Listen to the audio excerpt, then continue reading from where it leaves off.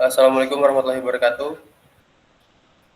Pada pertemuan kali ini kami akan mempresentasikan tugas kami tentang metode pekerasan tanah. Berikut anggota kelompok kami ada 5 orang, yaitu saya sendiri, lalu Muhammad Fadli, ada 4 rekan saya, ada Muhammad Janur, ada Davi Wardana, Aldi Febrian Saputra, dan Muhammad Salman Rakadani. Untuk outline kita ada 4, ada pendahuluan, ada data konsolidasi, data direksir, dan kesimpulan. Oke, metode perbaikan tanah itu meningkatkan daya dukung tanah, mencegah penurunan tanah, dan mengurangi resiko tanah longsor. Perbaikan tanah dapat melibatkan peningkatan kepadatan tanah melalui pemadatan atau pengeringan, atau mengkonsolidasikan tanah dengan menambahkan bahan stabil.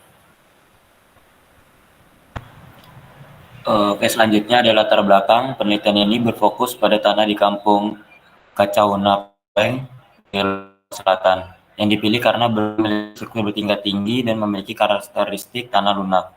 Penelitian menggunakan 2 jenis sampel tanah tidak terganggu sebagai kontrol dan tanah terganggu yang dicampur dengan semen. Sampel tanah tidak diganggu diambil menggunakan tabung PVC pada kedalaman sekitar 1 meter dari permukaan tanah dengan jumlah sampel 5 buah. Sampel tanah terganggu diambil langsung tanpa mempertahankan struktur tanahnya pada kedalaman 80-100 cm dan dimasukkan ke dalam kantong plastik. Oke, jadi di sini selanjutnya ada data konsolidasi tanah. Di sini sebenarnya data konsolidasi yang dibutuhkan itu cuma yang di bagian tanah asli, yaitu pada lama pemeraman di 0 hari itu ada di 1,5 mm persegi per detik, seperti itu.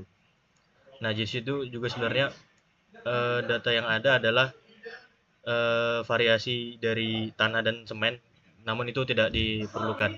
Jadi next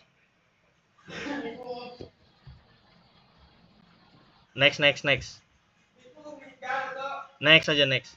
Oke, selanjutnya data direksir pengujian kuat geser tanah. Sebelumnya ya, di sini ada rekapitulasi dari direksirnya itu sendiri pada satuan kilopascal. Di sini untuk tanah di bagian tanah asli itu ada pada di 248,5773 kilopascal. Oke, mungkin langsung saja next. Dan di sini juga ada data direksir, yaitu gambar rekapitulasi kuat geser sampel tanah campuran. Yang pertama itu tipe campuran tanah yang 95% tanah plus 5% semen itu yang dengan durasi dari 0 hari sampai 3 hari itu yang pertama yang 0 hari itu sekitar 50 kilopascal, sedangkan yang 1 hari itu sekitar 108 kilopascal, dan yang hari ketiga itu ada sekitar 280 kilopascal. Baru itu juga ada yang 90% tanah plus 10% semen tuh dari yang 0 hari sekitar 210 kilopascal, yang 1 hari 180 kilopascal, dan yang 3 hari itu sekitar 310 kilopascal. 85% tanah plus 15% semen tuh memiliki kuat geser dari yang 0 hari itu 210 kilopascal, yang 1 hari itu sekitar 320 kilopascal, dan yang 3 hari itu sekitar 130 kilopascal. Dan 80% tanah plus 20% semen dari yang 0 hari itu sekitar 0 kilopascal, yang 1 hari sekitar 120 kilopascal, dan yang 3 hari itu sekitar 90 kilopascal. Dan yang terakhir tuh 75% tanah plus 25% semen tuh dari yang 0 hari itu berada di kuat gesernya ada di 450 kilopascal, yang 1 hari itu 0 kilopascal, dan yang 3 hari juga 0 kilopascal. Oke, selanjutnya ada perbandingan kekuatan tanah campuran dengan tanah asli. Yang pertama, tanah asli didapat kuat geser sebesar 248,58 kilopascal, sedangkan tanah campuran yaitu 90% tanah plus 10% semen dalam pemeraman selama 3 hari didapat kuat geser sebesar 322,03 kilopascal.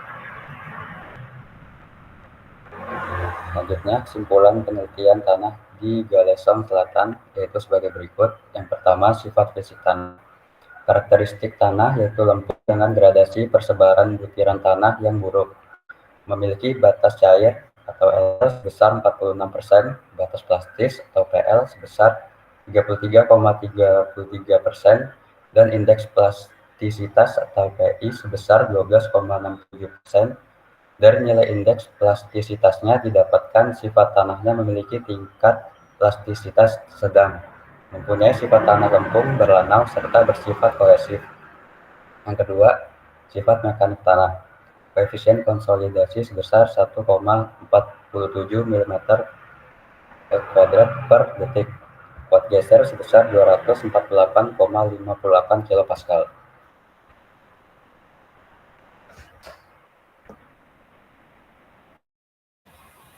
Baik, tadi adalah presentasi data tanah dari kelompok kami. Kurang lebihnya kami mohon maaf. Assalamualaikum warahmatullahi wabarakatuh.